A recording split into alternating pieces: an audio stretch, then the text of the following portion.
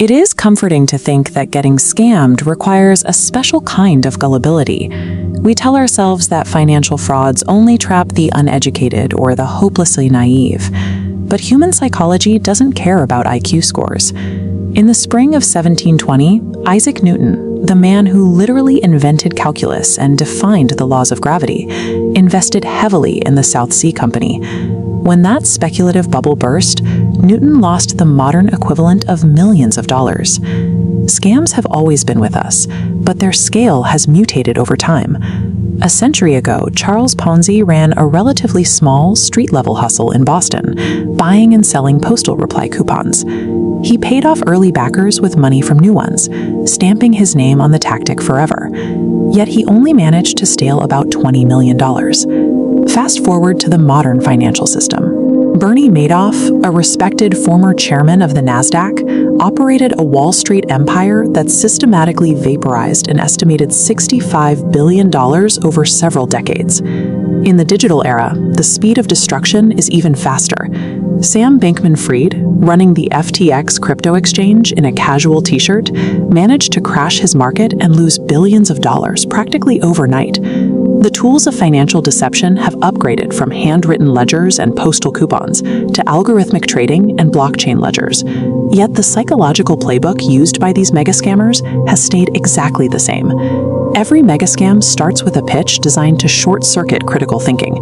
The scammer isolates a victim's deepest financial desires, whether that is effortless wealth or a highly exclusive investment opportunity, and promises to deliver it. In the 1820s, a Scottish soldier named Gregor MacGregor took this to a staggering extreme. He arrived in London claiming to be the prince, or cazique, of Poitiers, a completely fictional Central American nation. He made the lie tangible. MacGregor set up physical offices and sold investors ornate land certificates and government bonds.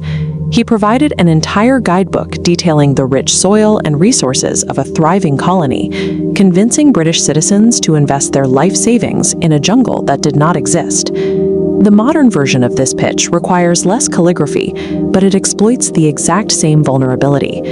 Bernie Madoff promised wealthy clients something mathematically impossible, a steady, high rate of return that never wavered, even when the rest of the global stock market was crashing. This chart shows exactly how impossible that pitch was. We can see the actual S&P 500 in red, moving with jagged, chaotic volatility as real markets do. Against it, Madoff reported this smooth, upward green line. Real investments do not move in a straight line. Scammers rely on greed to act as a blinder. When people want a financial return to be true badly enough, they willingly ignore the gaping mathematical red flags staring them right in the face. Getting the money is only step one. The moment a scammer secures those funds, they build a wall of complexity. The goal is to make the operation so dense and confusing that no one can look closely at the actual math.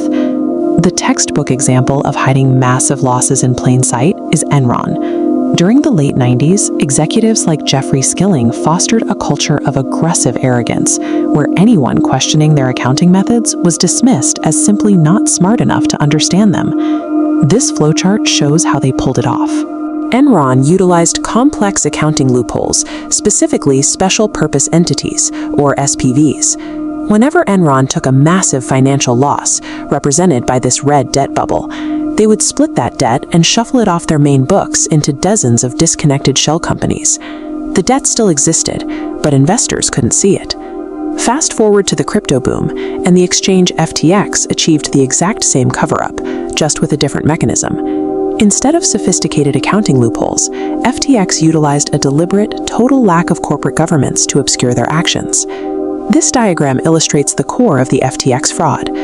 Legally and operationally, there should have been a strict separation between these two silos, the FTX exchange holding customer deposits, and Alameda Research, their highly risky crypto trading arm. But because FTX operated without an independent board of directors, or even a chief financial officer, they were able to build a hidden backdoor. They illegally commingled the funds, draining billions in customer assets directly into Alameda to cover terrible trading bets, completely under the radar.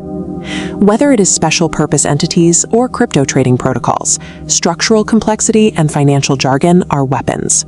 They intimidate investors, auditors, and regulators, making them feel too uninformed to ask the hard questions. Manufactured financial illusions share one fatal flaw. They can only survive as long as the inflow of new money outpaces the outflow of withdrawals. When that math reverses, the fiction shatters against the hard reality of cash flow. The 2008 financial crisis triggered exactly this kind of collapse for Bernie Madoff. As global markets tanked, panicked investors attempted to withdraw $7 billion from his funds. Since the money had never actually been invested, it simply was not there, forcing Madoff to finally confess to his sons that his empire was one big lie. Similarly, during the 2022 crypto market crash, a sudden digital bank run overwhelmed FTX. Within a matter of days, customer panic exposed an $8 billion gap in the company's balance sheet.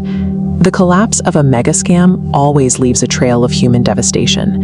In the 1820s, hundreds of trusting British settlers sailed across the Atlantic to Gregor MacGregor's fake country of Poyais.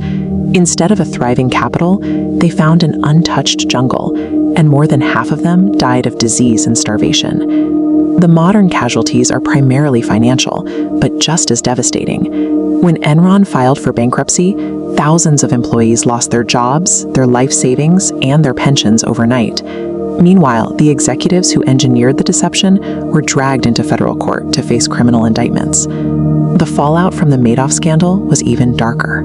The realization of absolute financial ruin resulted in the suicides of multiple defrauded investors, and eventually members of Madoff's own family. The justice system eventually steps in. There are bankruptcies, liquidations, and prison sentences spanning decades. But these legal proceedings are reactive. They almost never make the victims completely whole.